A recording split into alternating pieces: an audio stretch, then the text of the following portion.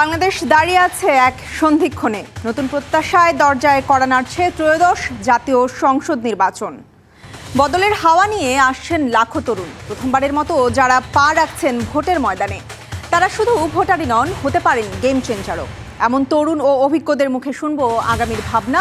এসব জানতে ও জানাতে মধুমতি ব্যাংক রোড টু পার্লামেন্টে আপনাদের সাথে আছি সোনিয়া আফরিনিশিতা। দর্শক, আজ আলোচনা করব নোয়াখালী 1, 2, 3, 4, 5, 6 সংসদীয় আসন নিয়ে। জানবো তরুণ ও সাধারণ মানুষের কথা। রোড টু পার্লামেন্টে আজ নোয়াখালী সংসদীয় আসন 1, 2, 3, 4, 5, 6 নিয়ে আলোচনা করব। দেখতে চাই, নির্বাচনী বছর 1991 সালে নোয়াখালী 1 সংসদীয় আসন 268 থেকে বিএনপি থেকে প্রতিদ্বন্দ্বিতা করেছিলেন সালাউদ্দিন কামরান ধানের শীষ প্রতীক নিয়ে। তার প্রাপ্ত ভোট ছিল 11,378 ভোট এবং সিপিবি থেকে প্রতিদ্বন্দ্বিতা করেছিলেন নুরুল ইসলাম। তার প্রাপ্ত ভোট ছিল 10,082 ভোট। এবং আমরা দেখতে পাচ্ছি আসলে যে ভোটের লড়াইটা খুবই কম ব্যবধানের মধ্যে এবং খুব হাড্ডাহাড্ডি একটা লড়াই হয়েছিল বিএনপি এবং সিপিবির মধ্যে 1991 সালে নোয়াখালী 1 আসন থেকে। চলে যেতে চাই পরের আসনে। পরের নির্বাচনী আসন 268 নোয়াখালী 1। নির্বাচনী বছর ছিল 1996। ধানের শীষ প্রতীক থেকে বিএনপি থেকে প্রতিদ্বন্দ্বিতা করেছিলেন মাহবুবুর রহমান এবং তার নিকটবর্তী প্রতিদ্বন্দ্বী ছিলেন আওয়ামী লীগ থেকে মাহমুদুর রহমান বেলায়েত। বিএনপির প্রার্থী পেয়েছিলেন 25,570 ভোট এবং আওয়ামী লীগ থেকে মাহমুদুর রহমান বেলায়েত পেয়েছিলেন 16,458 ভোট। আমরা দেখতে পাচ্ছি যে একটা বিশাল ব্যবধানে, ভোটের ব্যবধানে কিন্তু জয়ী হয়েছেন বিএনপি প্রার্থী 1996 সালে নোয়াখালী 1 আসন থেকে। এরপরে আমরা যেতে চাই 2001 সালে। 2001 সালে দেখা যাচ্ছে নোয়াখালী 1 আসন থেকে ধানের শীষ প্রতীক থেকে বিএনপির হয়ে লড়াই করেছিলেন মাহবুবুর রহমান এবং আওয়ামী লীগের হয়ে লড়াই করেছিলেন মাহমুদুর রহমান বেলায়েত। আমরা দেখতে পাচ্ছি বিএনপি থেকে তিনি ভোট পেয়েছেন, বিএনপি যিনি প্রতিদ্বন্দ্বী করেছেন তিনি ভোট পেয়েছেন 50,378 এবং আওয়ামী লীগ ভোট পেয়েছিল মাত্র 27,978 ভোট। বেশ হাড্ডাহাড্ডি একটা লড়াই দেখতে পাচ্ছি এবং আমরা দেখতে পাচ্ছি বিশাল ভোটের ব্যবধানে আসলে 2001 সালে বিএনপির প্রার্থী হয়ে মাহবুবুর রহমান তিনি জয়যুক্ত হয়েছিলেন। পরের তথ্যটি দেখে নিতে চাই। 2008 সালে নোয়াখালী 1 আসন থেকে যুক্ত হয়েছে, নোয়াখালী 1 আসন থেকে বিএনপির প্রার্থী হয়েছিলেন AM মাহবুবউদ্দিন খোকন, যিনি ভোট পেয়েছিলেন 1,05,380। এবং আমরা যদি দেখতে চাই যে আওয়ামী লীগে ভোট করেছিলেন HM ইব্রাহিম, যিনি ভোট পেয়েছেন 80,658টি ভোট। এবং আমরা যদি বলি যে পূর্বের যে 1996 সালে কিন্তু যেই ভোটার ছিলেন, আমরা দেখতে পাচ্ছি 2008-এ এসে কিন্তু সেই ভোটারের পরিমাণ কিন্তু বা ভোটারের সংখ্যা কিন্তু বেড়ে গিয়েছে এবং বিএনপি একটা বিশাল ব্যবধানের ভোটে তারা জয়যুক্ত হয়েছে। এবার আমরা আসতে চাই নোয়াখালী 2-এ। নোয়াখালী 2 সংসদীয় আসন 269। এখানে 1991 সালে যে নির্বাচন হয়েছিল সেই নির্বাচনে আমরা যদি একটু দেখতে চাই, বিএনপি নির্বাচিত, এই ভোটে বিএনপি জয়ী হয়েছিল না। আমরা দেখতে চাই যে দেখতে পাচ্ছি বিএনপি থেকে লড়াই করেছিলেন জয়নুল আবেদিন ফারুক ধানের শীষ প্রতীক নিয়ে এবং তিনি পেয়েছিলেন 21,418 ভোট এবং জাতীয় পার্টি থেকে ব্যারিস্টার মওদুদ আহমেদ তিনি পেয়েছিলেন 19,508 ভোট। এবং বেশ হাড্ডাহাড্ডি একটা লড়াই হয়েছিল এবং এই হাড্ডাহাড্ডি লড়াই হওয়ার পরও আসলে আমরা দেখতে পাচ্ছি যে বিএনপি থেকে যিনি লড়াই করেছিলেন জয়নুল আবেদিন ফারুক, তিনি প্রায় 2000-এর মতো বেশি ভোট পেয়ে তিনি নির্বাচিত হয়েছিলেন। এরপরে আমরা চলে যেতে চাই পরের বছরে, পরের নির্বাচনী বছর 1996 নোয়াখালী 2 আসন থেকে বিএনপির হয়ে লড়াই করেছিলেন জয়নুল আবেদিন ফারুক এবং তার নিকটবর্তী যিনি ছিলেন আওয়ামী লীগের হয়ে লড়াই করেছিলেন ভিপি মোস্তফা। এখানেও আমরা দেখতে পাচ্ছি যে বিএনপি জয়যুক্ত হয়েছিল। 31,187 ভোট পেয়েছিলেন বিএনপির মনোনীত প্রার্থী এবং আওয়ামী লীগ থেকে যিনি ভোটযুদ্ধ করেছিলেন তিনি পেয়েছিলেন 15,440 ভোট। এবং আমরা দেখতে পাচ্ছি এখানেও আসলে একটা বিশাল বড় একটা ব্যবধান, যেই ব্যবধানের ফলে বিএনপি 1996 সালে জয়যুক্ত হয়েছিল নোয়াখালী 2 আসন থেকে। এবারে আমরা চলে যেতে চাই পরের সনে। পরের নির্বাচনী বছর 2001। এই 2001 সালে নোয়াখালী 2 আসন থেকে বিএনপির হয়ে আবারও লড়াই করেছেন জয়নুল আবেদিন ফারুক। তিনি আবারও দেখতে পাচ্ছি যে তিনি জয়যুক্ত হয়েছেন এবং তার যে নিকটবর্তী প্রতিদ্বন্দ্বী তিনি ছিলেন জাফর আহমেদ চৌধুরী, যিনি আওয়ামী লীগের হয়ে লড়াই করেছিলেন। জয়নুল আবেদিন ফারুক তিনি পেয়েছিলেন 57,555 ভোট এবং জাফর আহমেদ চৌধুরী তিনি পেয়েছিলেন 30,876 ভোট। এবং আমরা এখানেও যদি দেখতে পাই যে 1996 পর 2001 সাল, এখানেও আমরা দেখতে পাচ্ছি বিএনপির একটা জয় জয়কার। এরপরে আমরা আসতে চাই 2008 নির্বাচনী বছরে। নোয়াখালী 2 আসন থেকে বিএনপি এবং আওয়ামী লীগ এই দুই দলের মধ্যেই বেশ হাড্ডাহাড্ডি একটা লড়াই হয়েছিল এবং জয়নুল আবেদিন ফারুক তিনি বিএনপির হয়ে লড়াই করেছিলেন এবং ডক্টর জামাল উদ্দিন আহমেদ তিনি লড়াই করেছিলেন আওয়ামী লীগের হয়ে। জয়নুল আবেদিন ফারুক পেয়েছিলেন 87,463 ভোট এবং ডক্টর জামাল উদ্দিন আহমেদ নৌকার প্রার্থী যিনি ছিলেন তিনি পেয়েছিলেন 67,497 ভোট। এবং আমরা দেখতে পাচ্ছি যে এখানে ভোটের ব্যবধান আসলে বেশ 20,000 ভোটের ব্যবধান আমরা দেখতে পাচ্ছি এবং এখানেও আসলে বিএনপি জয়যুক্ত হয়েছিল।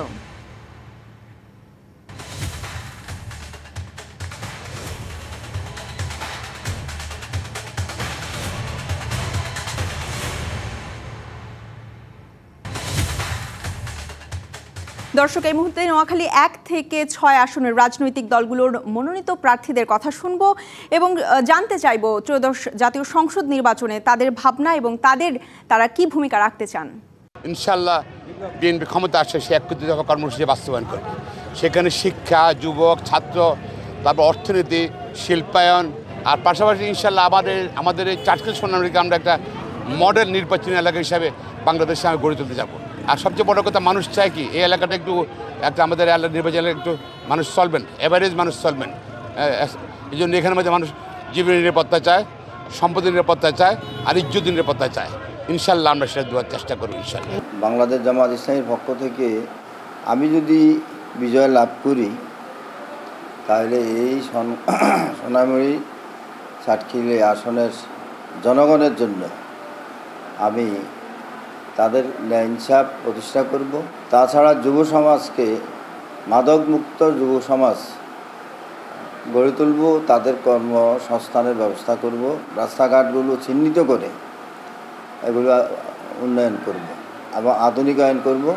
হত দরিদ্র মানুষ যারা আমরা তাদের ন্যায্য অধিকার প্রতিষ্ঠা করব। আগামী নির্বাচনে জামাত ইসলামীর আমাকে প্রার্থী দেওয়ার কারণে আমরা ইতিমধ্যে ময়দানে কাজ শুরু করেছি। এখানে অনেকগুলো সামাজিক সমস্যা রয়েছে, আমরা বিভিন্ন সময় এটা উল্লেখও করেছি। আল্লাহ তাআলা যদি আমাদেরকে সুযোগ দেন, জনগণ যদি আমাদেরকে সুযোগ করে দেয়, এই সেনবাগের এই হসপিটালকে আমরা 100 শয্যার একটা হসপিটাল এবং আধুনিক হসপিটাল করে আমরা জনগণের এই সমস্যা দূর করার চেষ্টা করব। বর্তমানেও চাঁদাবাজির কারণে মানুষ ব্যবসা বাণিজ্য ঠিকমতো করতে পারে না, এই চাঁদাবাজি বন্ধ করতে হবে। আল্লাহ তাআলা যদি জামাত ইসলামীকে সরকার গঠনের সুযোগ দেয়, এদেশের মানুষ যদি সুযোগ দেয়, তাহলে জামাত ইসলামী 1 নম্বর প্রায়োরিটি দিয়ে যে দুর্নীতি বন্ধের জন্য চেষ্টা করব। আমাদেরকে সারা দেশের প্রায় 300 সিটেই নমিনেশন ফাইনাল করেছি। নির্বাচনী কার্যক্রম শুরু করতে গিয়ে আমরা কিছু ঝামেলায় পড়ছি। আমাদের নোয়াখালী শহরের 7 নম্বর ওয়ার্ডে মহিলাদের একটা প্রোগ্রাম ছিল, সেই প্রোগ্রামে তারা বাধা দিয়েছে, প্রোগ্রামটা করতে দেয় নাই এবং অকথ্য ভাষায় গালাগাল করছে এবং হত্যার হুমকি দিচ্ছে তারা। নোয়াখালী 5 আসনের বাংলাদেশ জামাত ইসলামীর পক্ষ থেকে শুভেচ্ছা জানাচ্ছি। যদি জনগণের আস্থা, ভালোবাসায় এবং সমর্থনে আমি এই জনপদে নির্বাচিত হই, প্রায় বাংলাদেশের মধ্যে 4 কোটি যুবক ভোটার, এই যুবক ভোটারদের জন্য তাদের কর্মসংস্থানের জন্য আমরা ব্যবস্থা গ্রহণ করব। মহিলা মা বোনদের জন্য আমাদের স্পেশাল কর্মসূচি থাকবে, মহিলাদের জন্য বিভিন্ন হাসপাতাল নির্মাণ করা, তাদের কর্মের সুযোগ সৃষ্টি করে দেওয়া এবং নারী শিক্ষার প্রসার ঘটানো, সর্বক্ষেত্রে শিক্ষাবান্ধব পরিবেশ, স্কুল, কলেজ, মাদ্রাসা, বিভিন্ন ভবন নির্মাণ করা, শিক্ষার একটা সুষ্ঠু পরিবেশ তৈরি করা, রাস্তাঘাট, পোল কালভার্ট নির্মাণের মধ্য দিয়ে উন্নয়ন কর্মকাণ্ড করা, সর্বোপরি সন্ত্রাস চাঁদাবাজি মুক্ত, জনগণের যাতে নিরাপত্তাহীনতায় না থাকে, নির্বিঘ্নে যার ব্যবসা বাণিজ্য চাকরি বাকরি করতে পারে, আমরা এলাকাকে শান্তিপূর্ণ এলাকায় রূপান্তর করব। আমার অগ্রাধিকার হচ্ছে যোগাযোগ ব্যবস্থা এবং বুশোয়াট পৌরসভা সহ এখানে যানজট যে নিরসনে যে এখানে বাইপাস তৈরি সহ নিরসন সুস্পষ্ট পরিকল্পনা গ্রহণ করা এবং সুস্পষ্ট পরিকল্পনার মাধ্যমে এখানে সুইচ গেট করা, ব্রিজ করা, ক্লোজার করা, এগুলোর মাধ্যমে যেখানে যা করা এগুলোর মাধ্যমে গরিব মানুষকে, কৃষকদেরকে, ভূমিহীনদেরকে নদী ভাঙনের মুখ থেকে ঠেকানো, সমস্ত চরাঞ্চলকে ভূমিহীনদের সত্যিকার কৃষকের কাছে থাকে এবং এই কৃষির দেশকে পুরা কৃষির উন্নয়নের মাধ্যমে এই অঞ্চলের চেহারা পাল্টে দেওয়া। সরকার গঠন করলে আমরা এখানে প্রথমে আমাদের কাজটা হবে ব্লক বাঁধ মাধ্যমে আমরা নদী ভাঙন রোধ করব। যে চিকিৎসা ব্যবস্থা, এই চিকিৎসা ব্যবস্থা আমরা অনেক উন্নত করব। এখানে আমরা হাসপাতালের ব্যবস্থা আমরা করব। পুরা হাতিয়াতে যাতায়াত ব্যবস্থা বেহাল অবস্থা, আমরা যাতায়াত ব্যবস্থা আমরা উন্নত করব। এই পর্যায়ে আমাদের সাথে অনলাইনে যুক্ত হয়েছেন নোয়াখালী 2 বিএনপি মনোনীত প্রার্থী জয়নুল আবেদিন ফারুক। জনাব Zainul Abedin Faruk, Madhumati bank road to পার্লামেন্টে আপনাদেরকে স্বাগত জানাচ্ছি এবং জানতে চাই আপনার কাছে যে আপনি আসলে একজন প্রবীণ রাজনীতিবিদ, দীর্ঘদিন ধরে আপনি রাজনীতি করছেন এবং আপনার কাছ থেকে বা আপনাদের মতো প্রবীণ রাজনীতিবিদদের কাছ থেকে আসলে যারা তরুণ আছে তারা রাজনীতি শিখছে। আপনার কাছে জানতে চাই যে নোয়াখালী 2 আসনে আপনি আসলে একটা লম্বা সময় ধরে এখানে আপনি সেখানকার ভোটারদের মন জয় করেছেন। এবার যে ত্রয়োদশ জাতীয় সংসদ নির্বাচন, এই ত্রয়োদশ সংসদ নির্বাচনে যারা তরুণ ভোটার আছে তাদেরকে কিভাবে কাছে টানবেন? ডিবিসি অত্যন্ত বহুল প্রচারিত একটি ইলেকট্রনিক মিডিয়া, আমার একটা প্রিয় চ্যানেল। আপনাকে আমার এলাকার জনগণের পক্ষ থেকে বাংলাদেশ জাতীয়তাবাদী দলের ভারপ্রাপ্ত চেয়ারম্যান তারেক রহমানের পক্ষ থেকে অনেক অনেক ধন্যবাদ। আপনি যে আজকে অনুষ্ঠানটি করছেন অত্যন্ত সুন্দর একটি অনুষ্ঠান, এইটাকে আমি স্বাগত জানাচ্ছি। প্রথমে একটা কমপ্লেন যে আপনার ডিবিসি এলাকায় দেখা যায় না। যাক, বাংলাদেশের যে পার্লামেন্ট নির্বাচন ফেব্রুয়ারির প্রথমার্ধে হবে, ইনশাল্লাহ হবে, সে নির্বাচনে আমাকে বাংলাদেশ জাতীয়তাবাদী দল মনোনীত করেছে। বিগত 5 বার নন স্টপ পরপরই আমি জনগণের ভোটে নির্বাচিত হয়েছি এবং এবারও বাংলাদেশ জাতীয়তাবাদী দল আমাকে যোগ্য মনে করে প্রার্থী দিয়েছে।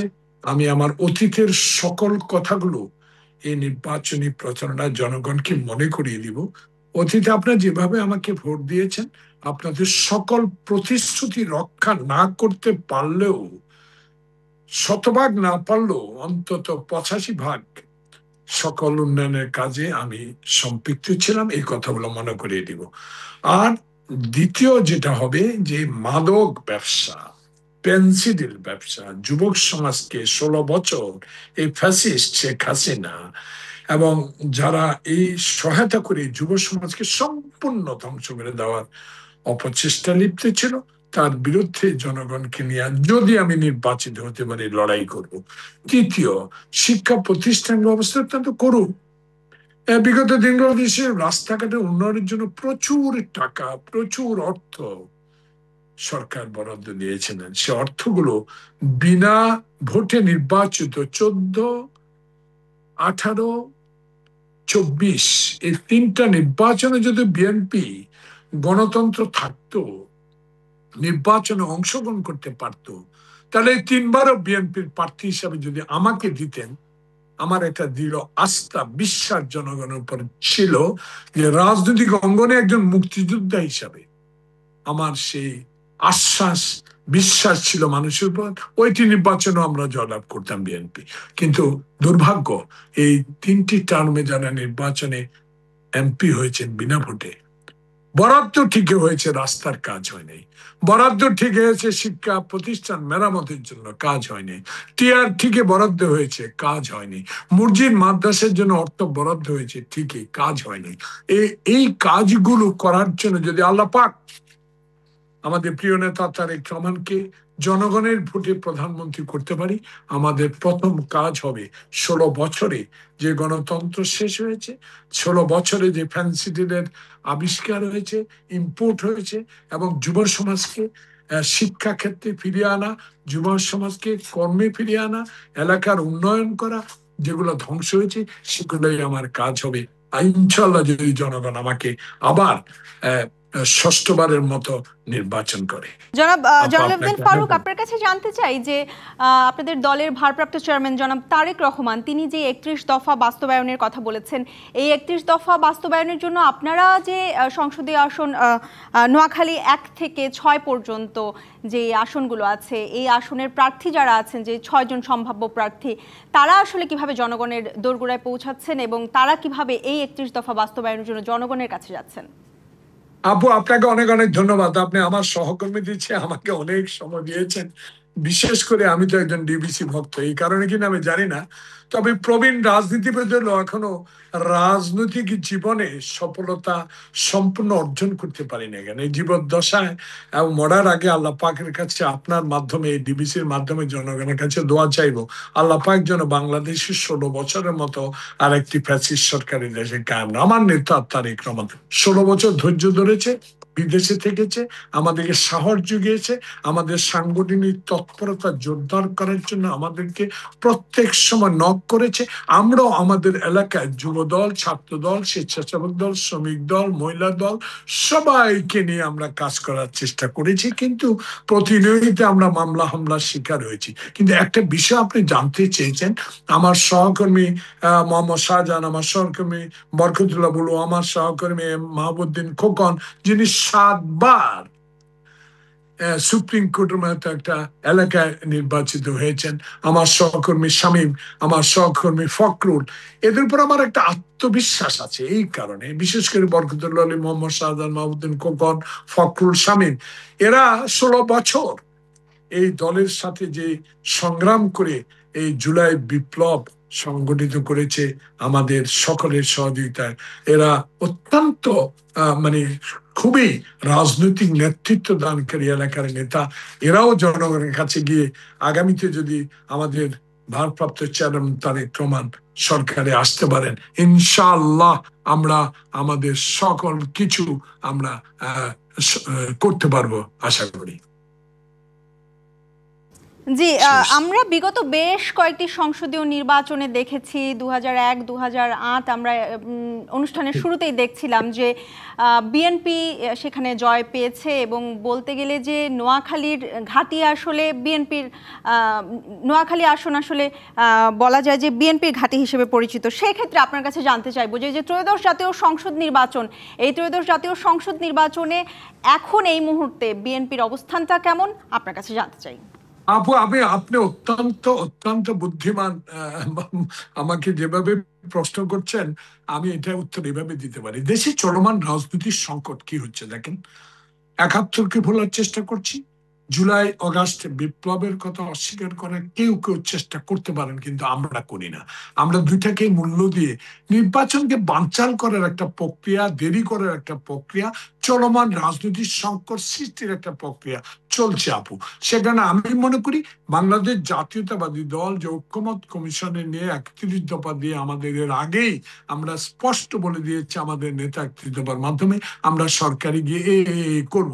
এই নিয়ে আমি আর আলোচনা করতে চাই না। এইটুকু বলতে চাই, বাংলাদেশ জাতীয়তাবাদী দলের যে নোয়াখালীর ঘাঁটি, সেই ঘাঁটিটা 16 বছরে তারা ধ্বংস করতে পারে নাই, বিনষ্ট করতে পারে নাই, আমাদের ঐক্য নষ্ট করতে পারে নাই। সে কারণে আমরা সকল নেতাই কিন্তু ঐক্য, যাকেই মনোনয়ন দেখ, যাকেই এই পদে দেওয়া হোক, আমরা ঐক্যবদ্ধ ভাবে আমরা 6টি আসন ইনশাআল্লাহ অতীতের ন্যায় আবারও বিএনপিকে, তারেক রহমানকে, খালেদা জিয়াকে উপহার দিতে পারবো আপু।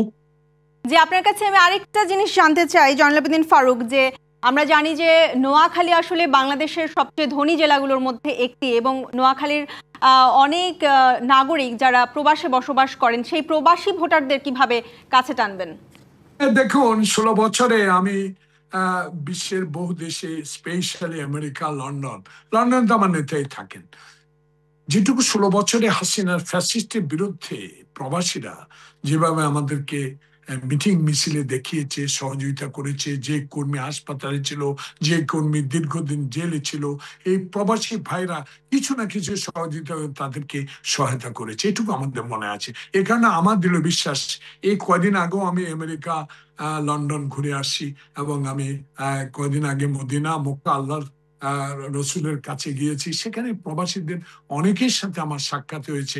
সে সাক্ষাতে যেটুকু আমি বুঝতে পেরেছি একজন রাজনৈতিক কর্মী হিসাবে, তারা 16 বছর যেভাবে আমাদেরকে সহযোগিতা করেছে, এই নির্বাচনে যদি ভোট দেওয়ার সুযোগ থাকে, ব্যালটের সুযোগ থাকে, আমি মনে করি 75% প্রবাসীর ভোট বিএনপির ধানের শীষে আসবে। আপু জয়নুল আবেদিন ফারুক, আপনাকে অসংখ্য ধন্যবাদ আমাদের সাথে যুক্ত হওয়ার জন্য। আমাদের সাথে যুক্ত হয়েছেন এনসিপির কেন্দ্রীয় নেতা, এনসিপির নোয়াখালী 6 থেকে এনসিপি মনোনীত প্রার্থী আব্দুল হান্নান মাসুদ। আব্দুল হান্নান মাসুদ, আপনাকে স্বাগত জানাচ্ছি আমাদের আজকের Madhumati bank road to parliament অনুষ্ঠানে। শুরুতে আপনার কাছে জানতে চাই যে এই যে গণঅভ্যুত্থানের মাধ্যমে তৈরি হওয়া একটি দল এনসিপি, এই এনসিপি থেকে আপনি মনোনীত হয়েছেন নোয়াখালী 6 আসনে, এবং এই আসনে যারা তরুণ আছে সেই তরুণরা আসলে সেই তরুণদের কাছে আপনারা কিভাবে যাচ্ছেন, এবং ত্রয়োদশ জাতীয় সংসদ নির্বাচন ঘিরে আপনাদের প্রস্তুতি কেমন? ধন্যবাদ ডিবিসিকে এরকম একটি প্রোগ্রাম আয়োজন করার জন্য। দেখেন যে হচ্ছে আমরা তরুণরাই রাজনৈতিক দল গঠন করেছি, এবং সেই তরুণরাই আমাদের কাছে আসছে, আমরা তরুণদের কাছে যাচ্ছি। আমরা যতটুকু তরুণদের মনোভাব বুঝতে পারবো, সেটা আগের প্রজন্মের মানুষরা ওভাবে বুঝতে পারবে না, যার কারণে তরুণদের সাথে আমাদের একটা আলাদা মেলবন্ধন রয়েছে, এবং প্রত্যেকটি ক্ষেত্রে আমাদের রাজনৈতিক লিডারশিপের ক্ষেত্রে তারুণ্যকে প্রাধান্য দেওয়া হচ্ছে। তরুণরা এগিয়ে আসছে এবং সুন্দর নিজ নিজ এলাকার জন্য দীর্ঘদিন ধরে এই দেশের এই প্রজন্মটি, যেটাকে আমরা জেনজি বলি, তারা তাদের নিজেদের এলাকার, নিজেদের অঞ্চলের, এই দেশের বিভিন্ন নেগেটিভ দিক তারা দেখেছে, বিভিন্ন ধরনের অত্যাচারের শিকার হয়েছে, হুমকির শিকার হয়েছে, বিভিন্ন ধরনের অধিকার বঞ্চিত হয়েছে, এবং সেই লোকগুলোই 24 পরবর্তী সময়ে সেই তরুণরাই এখন নিজেদের সমাজ, নিজেদের এলাকা গড়ার জন্য নিজেরা হাতে হাত রেখে একসাথে কাজ করছে, এবং সেই সাথে আমরা তাদের সহযোগী হচ্ছি। আমরা তো জানলাম আসলে যে তরুণদের কথা, একটু জানতে চাইবো যে নোয়াখালী 6 আসনে যেই বয়োজ্যেষ্ঠ ভোটাররা আছেন তাদের কাছে এনসিপি কিভাবে যাচ্ছে, তাদেরকে কিভাবে কাছে টানছে? দেখেন, সবসময়ই তারুণ্যকে সকলে গ্রহণ করে। আপনি দেখবেন যে হচ্ছে আমরা যখন এলাকায় প্রচার প্রচারণায় যাই, সেখানে তরুণ এবং প্রবীণ সকলে একসাথ হয়ে আমাদের পাশে দাঁড়ায়, এবং তারা মনে করে যে এই যে নোয়াখালী 6 আসনের কথা বলছেন, সেই 6 আসনের মানুষ দীর্ঘদিন ধরে জিম্মি ছিল, তারা মনে করে একটি পরিবর্তন প্রয়োজন। তারা দীর্ঘদিন ধরে একটি ডাকাতের কবলে ছিল বলতে গেলে, মানুষকে জিম্মি করে শুধু অর্থ উপার্জনের রাজনীতি হয়েছে। এই জায়গায় বিকল্প কোনো রাজনৈতিক নেতৃত্ব গড়ে উঠে নাই। যারা বিরোধী রাজনীতি করেছে তারাও সমঝোতার ভিত্তিতে রাজনীতি করেছে। কিন্তু আমরা যে বিপ্লব পরবর্তী সময়ে হাতিয়াতে প্রবেশ করেছি, নোয়াখালী 6 আসনে প্রবেশ করেছি, সেই সময়টা থেকে হাতিয়ার মানুষ, বৃদ্ধ, নারী, পুরুষ, তরুণ সকলেই, মধ্যবয়সী বলেন, সকলেই কিন্তু হচ্ছে আমাদেরকে নিয়ে নতুন করে স্বপ্ন দেখছে। তারা মনে করে পরিবর্তনের জন্য তারুণ্যকে প্রয়োজন, এবং এটা তরুণ বলেন, বৃদ্ধ বলেন, কিংবা নারী বলেন, পুরুষ বলেন, সকলেই দল মত ধর্ম বর্ণ নির্বিশেষে সকলেই অনুভব করছে। সেই জায়গা থেকে তারা নিঃস্বার্থভাবে সাপোর্ট দিয়ে যাচ্ছে, এবং ইনশাল্লাহ নোয়াখালী 6 আসন এনসিপির হবে, এবং বাংলাদেশের মধ্যে একটি আসন যদি এনসিপির হয়, সেটা নোয়াখালী 6 আসন হবে ইনশাল্লাহ। জনাব আব্দুল হান্নান মাসুদ, আপনার কাছে জানতে চাই যে বিগত বছরগুলোতে যারা অন্যান্য রাজনৈতিক দলের ভোটার ছিলেন, সেই ভোটারদের কিভাবে কাছে টানছেন? দেখেন যে হচ্ছে, আমি যদি আমার দ্বীপের কথা বলি, এই দ্বীপটি বাংলাদেশ থেকে বিচ্ছিন্ন একটি দ্বীপাঞ্চল নিয়ে গঠিত একটি আসন। এখানে প্রায় 15টি দ্বীপ রয়েছে। এরা যাতায়াত ব্যবস্থা থেকে শুরু করে প্রত্যেকটা বিষয়ে মানুষকে সংগ্রাম করতে হচ্ছে। সকালে ঘুম থেকে উঠে সন্ধ্যা পর্যন্ত, রাতে ঘুমাতে যাওয়ার আগ পর্যন্ত এই দ্বীপের মানুষ, এই অঞ্চলের মানুষ যে সংগ্রাম করে, এই সংগ্রাম কিন্তু হচ্ছে অন্য কেউ করে না। তো সেই জায়গা থেকে সরি, আপনার কোশ্চেনটা আমি স্কিপ করে গেলাম। বিগত বছরগুলোতে যারা অন্যান্য রাজনৈতিক দলের ভোটার ছিলেন তাদেরকে কিভাবে কাছে টানছেন, কেন তারা আপনাদের সেই জায়গা থেকে এই দ্বীপের মানুষ দল মত নির্বিশেষে সকলেই একসাথে হয়ে দাঁড়াচ্ছে। আমরা এখানে কোনো কে কি করেছে সেটাকে আমরা প্রাধান্য দিচ্ছি না। আমরা যারা অপরাধী, আমরা এখানে দুই ভাগে ভাগ করছি। অপরাধী মানে জালেম এবং মাজলুম। জালেমদেরকে আমরা আইনের হাতে সোপর্দ করেছি। বাকি যারা আছে তাদের প্রত্যেককেই আমরা সাধারণ মানুষ হিসেবে, সে অন্য কোনো মতের হতে পারে, কোনো মতকে সাপোর্ট করতে পারে, কিন্তু যদি মানুষের উপর অত্যাচার করে না থাকে, তারা সকলেই এই নির্বাচনে অংশগ্রহণ করবে, ভোট দিবে এবং এলাকায় নিরাপদে আছে। তারা প্রত্যেকেই প্রত্যেকটা রাজনৈতিক দলের নেতৃবৃন্দ তাদের কাছে যাচ্ছে, নিজেদের ভবিষ্যৎ যে প্ল্যান সেটা তাদের কাছে তুলে ধরছে এবং মানুষ সেই অনুযায়ী সিদ্ধান্ত নিচ্ছে যে হচ্ছে বা নিবে তারা কাকে ভোট দিবে, কোন দলকে ভোট দিবে। জনাব আব্দুল হান্নান মাসুদ, আপনাকে অসংখ্য ধন্যবাদ আমাদের মধুমতি ব্যাংক রোড টু পার্লামেন্টে আজ সময় দেওয়ার জন্য। দেখছেন Madhumati bank road to parliament, নিচ্ছে একটা বিরতির সাথে থাকুন। মধুমতি ব্যাংক রোড টু পার্লামেন্টে স্বাগত আরও একবার। লক্ষ লক্ষ তরুণ প্রথমবারের মতো যারা পা রাখছেন ভোটের ময়দানে, তারা শুধু ভোটারই নন, হতে পারেন গেম চেঞ্জারও। এবারের সেগমেন্ট তারুণ্যের ভোট।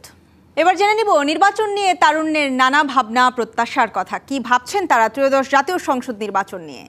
আমি নতুন ভোটার এবং আমার সাথেও আরও হচ্ছে প্রায় 3.5 কোটির মতো নতুন ভোটার আছে। তারা সবাই চাইবে যাতে নির্বাচনটা অনেক সুস্থভাবে হোক। তারপর হচ্ছে নতুন নতুন যে পর্যটন এরিয়াগুলো আছে এগুলো হচ্ছে উন্নত করা দরকার। যদি এগুলো করা হয় তাহলে হচ্ছে এই এলাকাটার আর কি উন্নত হবে। আমরা এইবারেই নতুন, আমরা একজন তরুণ ভোটার। আমাদের ভোটাধিকার জীবনের প্রথম ভোট এবং আমাদের দেশের জন্য যিনি দেশপ্রেমিক নাগরিক হিসেবে পরিচিত, আমরা সেই মানুষটাকে নির্বাচিত করব। আমরা চাই আমরা আগামী ফেব্রুয়ারিতে অনুষ্ঠিত ত্রয়োদশ জাতীয় সংসদ নির্বাচনের মধ্য দিয়ে এমন একজন জনপ্রতিনিধি বাছাই করতে, যিনি ভবিষ্যতে সংসদে গিয়ে আমাদের এই অঞ্চলের, অবহেলিত অঞ্চলের মানুষের বিভিন্ন সমস্যা সমাধানের চেষ্টা করবে হচ্ছে, যার কারণে আমাদের অশ্বদিয়া নিয়াজপুরের অঞ্চলের মানুষ প্রকৃতপক্ষে উন্নয়ন থেকে বঞ্চিত হচ্ছে। ভোটার হওয়ার পরে এটা আমার প্রথম ভোট।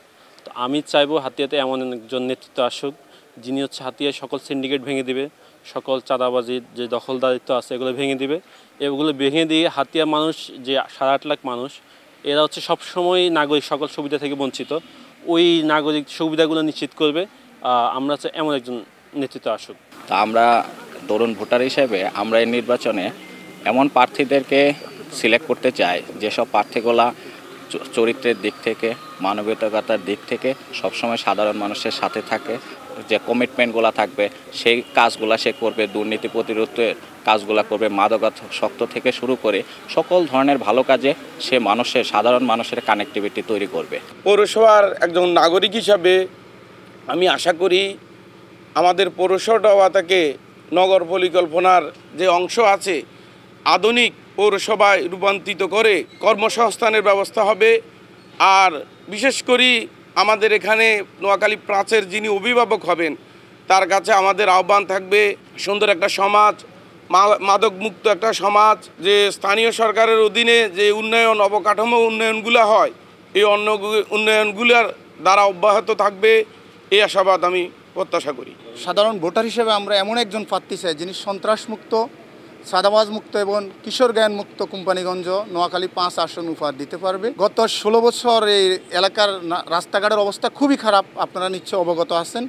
আমরা চাই যিনি এই রাস্তাঘাটকে সুন্দরভাবে রাস্তা দিয়ে চলাফেরা করবে, এরকম একজন প্রার্থীকে ইনশাল্লাহ আমরা ভোট দেব। এই পর্যায়ে আমাদের সাথে অনলাইনে যুক্ত হয়েছেন মোহাম্মদ ইসহাক খন্দকার, জামাতে ইসলামী মনোনীত প্রার্থী নোয়াখালী 4 আসন থেকে, এবং নোয়াখালী 4 আসন থেকে এবং জনাব জেলা আমির মোহাম্মদ ইসহাক খন্দকার, আপনাকে স্বাগত জানাই আমাদের আজকের এই আয়োজনে। ইসহাক খন্দকার, আপনার কাছে জানতে চাই যে আমরা জানি যে নোয়াখালীর এই আসনটি একটা লম্বা সময় ধরে, আমরা অনুষ্ঠানের শুরুতেই দেখেছি যে 2001-2008-এ বিএনপি আসলে নির্বাচনে জয়যুক্ত হয়েছিলেন। আপনাদের কাছে জানতে চাই যে ত্রয়োদশ জাতীয় সংসদ নির্বাচন ঘিরে আপনারা কিভাবে জনগণের কাছে যাচ্ছেন, এবং আপনারা তো আসলে অনেক আগেই মনোনয়ন পেয়েছেন, সেক্ষেত্রে আপনারা আসলে কি ধরনের কার্যক্রম চালাচ্ছেন?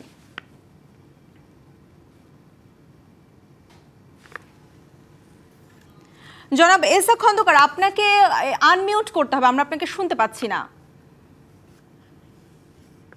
জি, ধন্যবাদ আপনাদেরকে এবং আপনাদের কলাকুশলী যারা আছেন তাদেরকে, এবং যারা আমাকে শুনছেন তাদেরকেও শুভেচ্ছা, এবং যারা শুনবেন তাদেরকেও শুভেচ্ছা জানাচ্ছি। জি, আপনি যে প্রশ্ন করেছেন আমাদের কি ভাবনা, আসলে প্রথম আমি বলি বাংলাদেশ জামাত ইসলামী এবার যে নির্বাচনে অংশগ্রহণ করেছেন তা উদ্দেশ্য এই, আমরা পূর্বে যে নির্বাচন অংশগ্রহণ করেছিলাম তা ছিল আমাদের অংশগ্রহণমূলক, যে কয়টা সিট আমরা পাই। এবারে আমাদের অংশগ্রহণ হলো বিজয়ের টার্গেট, ইনশাআল্লাহ সরকার গঠনের টার্গেটে, যার কারণে আমাদের ওইভাবে কিছু পরিকল্পনা আমাদের আছে। যেমন আমি যদি বলেন সদর সুবর্ণচরকে নিয়ে আমাদের কি ভাবনা, তাহলে আমি সেখানে বলতে পারি যে আসলে আমাদের এই অঞ্চলটা নদী ধৌত একটা অঞ্চল, নদীর উপকূলে একটা অঞ্চল। এটা যুগ যুগ ধরে এখানে এই অঞ্চলটি অবহেলিত অবস্থায় আছে। আমরা যেমন এখানে একটা শহর আছে, পৌরসভা আছে হেডকোয়ার্টারে, অনেক আগ থেকে এটা প্রস্তাবনা ছিল সিটি কর্পোরেশন উন্নীত করার জন্য, কিন্তু আজও হয়নি। ইনশাল্লাহ আমরা চেষ্টা করব এটাকে সিটি কর্পোরেশন উন্নীত করার জন্য। এবং সুবর্ণচর একটা প্রস্তাব ছিল পৌরসভা করার, একটা উপজেলা একটা পৌরসভা নাই। আমরা নির্বাচিত হলে ওই উপজেলা হেডকোয়ার্টার আমরা একটা পৌরসভা নির্মাণ করবো ইনশাল্লাহ। এবং সুবর্ণচরের জনগণ যোগাযোগ ব্যবস্থা এত দুর্বল হয়ে পড়ছে, আপনি যদি একবার গাড়ি নিয়ে এলাকা ঘুরে আসেন তাহলে আপনি অসুস্থ হয়ে পড়বেন। ইনশাল্লাহ আমরা আশা করছি এটা বেশি লাগবে না, আমাদের পকেটের পয়সা খরচ করে আমাদের করতে হবে না। সরকার যে বরাদ্দ দেয় সেই বরাদ্দ দিয়েই আমরা সম্পূর্ণ করতে পারবো ইনশাল্লাহ। কারণ বাংলাদেশে যে সমস্যাটা সবচেয়ে বড় সমস্যা সেটা হল দুর্নীতি। যদি আমরা দুর্নীতি মুক্ত অবস্থায় কাজ করতে পারি, আমরা যদি সকল বরাদ্দ যদি কাজে লাগাতে পারি, এবং আমরা আশা করি আমরা লাগাতে পারবো, তো যদি এটা করা যায় তাহলে আসলে অল্প টাকায় অনেক উন্নয়ন করা যাবে ইনশাল্লাহ। যেমন এখানে একটা বিমানবন্দর আছে, রানওয়ে করা আছে। আজ পর্যন্ত এই বিমানবন্দরটা একবার এই সংস্থার কাছে দেয়, একবার বিমান বাহিনীর কাছে দেয়, যেন কে নিবে এটা, কে দায়িত্ব নিবে, যেন গভর্নমেন্টের কোনো সুনির্দিষ্ট কোনো সিদ্ধান্ত নাই। অথচ নোয়াখালীর প্রচুর লোক দেশের বাইরে অবস্থান করে, তারা বাংলাদেশে ল্যান্ড করে হয় চট্টগ্রাম অথবা ঢাকায় তারা ল্যান্ড করতে হয়। বিমানবন্দর রানওয়ে করাই আছে, শুধু সিদ্ধান্তের ব্যাপার, তারা এখানে ল্যান্ড করতে পারে। জি এহসান খন্দকার, আমি এই পর্যায়ে আপনার কাছে জানতে চাইবো যে আপনি বলছিলেন আসলে যে নোয়াখালীর প্রচুর নাগরিক আসলে দেশের বাইরে থাকে, সেক্ষেত্রে প্রবাসী ভোটারদের আপনারা কিভাবে কাছে টানছেন, এবং সেই সাথে জানতে চাইবো যে নোয়াখালীর আসলে অনেক অঞ্চল আছে যেটা আসলে দুর্গম এবং চরাঞ্চল, সেক্ষেত্রে সেই চরাঞ্চলের জন্য আপনারা, চরাঞ্চলের মানুষের জন্য আপনারা কি ধরনের পদক্ষেপ নেবেন বা তাদের জীবনমান পরিবর্তন কিভাবে করবেন? আমরা এই ব্যাপারে সিদ্ধান্ত, আমাদের এখানে কয়েকটা বিষয় আছে। একবারে চরাঞ্চলে আমাদের ভাঙনও চলছে, ভেঙে যাচ্ছে, 2-3টা ইউনিয়নে প্রচন্ড ভাঙন চলছে। আমরা সরকার দৃষ্টি আকর্ষণ করছিলাম, আমরা নদী শাসনের মাধ্যমে, বেড়িবাঁধ তৈরি করার মাধ্যমে আমরা আমাদের এই অঞ্চলটাকে রক্ষা করতে পারি। এবং যোগাযোগের কথা বলছেন আপনি, আসলে আমাদের জন্য যে বরাদ্দ হয় ওই বরাদ্দ কাজে লাগালেই আমাদের যোগাযোগ ব্যবস্থা উন্নয়ন করা যাবে, একবার প্রত্যন্ত অঞ্চল থেকে নদীর পাড় থেকে শহর পর্যন্ত। ওটা কঠিন বিষয় না, শুধু সিদ্ধান্তের ব্যাপার। আর আপনি যেটা বলছেন দেশের বাইরে যে সকল বিদেশিরা আমাদের আছেন তাদের সাথে আমাদের ভালো যোগাযোগই আছে। আমাদের তারা ভোটার হচ্ছে এবং ভোট দেবে বলে যদি সুযোগ পায় ওটাও জটিল করে ফেলেছে সব গভর্নমেন্ট।